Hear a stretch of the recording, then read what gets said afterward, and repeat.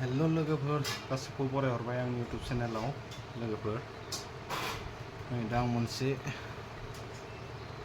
Video लानानै फैदों लोगोफोर बेनो जाहैबाय आंनि इउटुब चेनेलाव 1K साबसक्राइबार कमप्लिट खालामना होनायनि थाखाय लोगोफोर नोंसोरनिसिम आंनि अननाय आरो खुलुमनायखौ बावहरनाय थाबाय। नै दा बिदिनो आंखौ सापर्ट खालामलांबाय था लोगोफोर, अनसायलांबाय था, मिजिं थिबाय लोगोफोर। बोथोराबो जा गरम लोगोफोर गोलोमजोब्बाय। भिडिअखौ आं बारा गोलाव खालामला लोगोफोर, नोंसोरनि थाखाय बेनोसै आंनिया गोसो गोरबोनिफ्राय आंनि अननाय आरो खुलुमनायखौ नोंसोरनो बावहरनाय थाबाय। बिदिनो सापर्ट खालामलांबाय था लोगोफोर। टाटा लोगोफोर, नेक्स्ट भिडिअ लोगो मोनगोन।